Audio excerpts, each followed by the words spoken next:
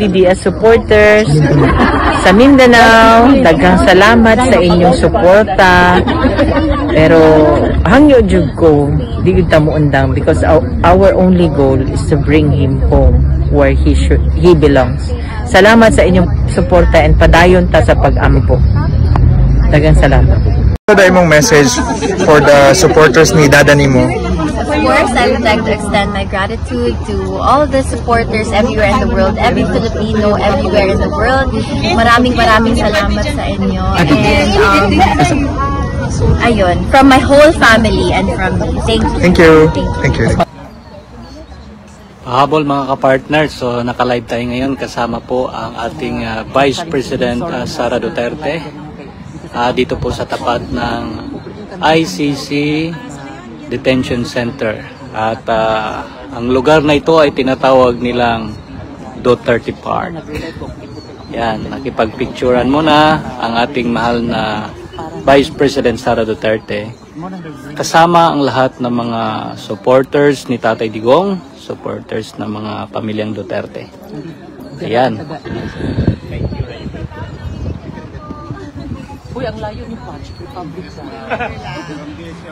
Picture.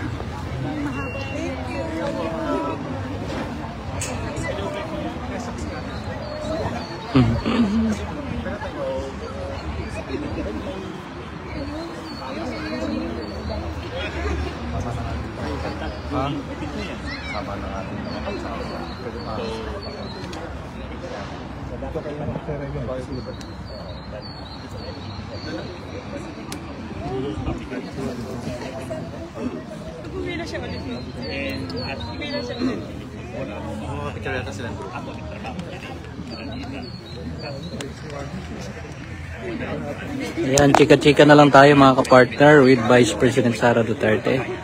So ganyan po ka-humble si BP. Talagang lahat ng mga Pilipino galing sa iba't ibang bansa pumunta dito sa tapat ng ICC Detention Center para magbigay ng moral support kay Tatay Digong. At habang nandito si BP, ang bait ni Vice President mga ka-partners sapagkat lahat ng mga Pilipinong pumunta dito nakipag-selfie, picture-picture, pag-usap at talagang maganda po ang trato ng ating mahal na Vice President Sara Duterte sa mga kapwa natin Pilipino. Ito yung tinatawag na makamasa, makabayan, makadiyos at makabansa. Yan po mga partner.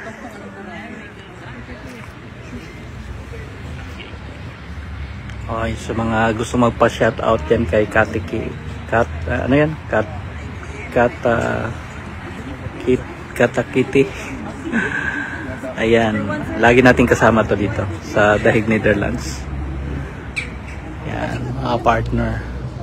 So, sa mga hindi makarating dito, yan, pinapakita namin sa inyo ang kaganapan dito sa The Hague, Netherlands, sa tapat ng ICC Detention Center.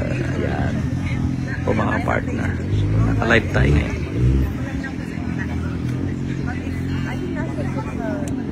Ayan si SM na yan nagpa-picture Taga-SM na yan nagpa-picture.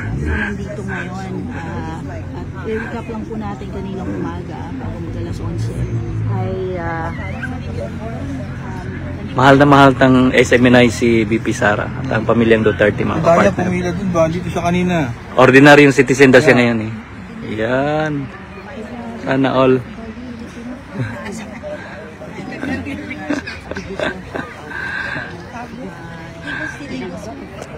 Yan. Ganyan kamahal ang ating Vice President sa lahat ng mga Pilipino. Hindi lang dito sa Europe, kundi sa buong mundo. Hindi yan maibibigay ng ibang administrasyon ngayon. So, yun po mga partner. at yun po yung kabayanan natin. Sabi naman niya, Yan, ang ganda ni BP. Natural beauty. deliver lang po yung document sa kanila. Ready na po siyang umuwi ng Pilipinas. Pilipinas. At yun nga lang, iayusin mo yung mga Picture. arrangements pabalik. Pero maiiwan pa po yung kapatid na si Titi. At dito po magsa-celebrate ng birthday.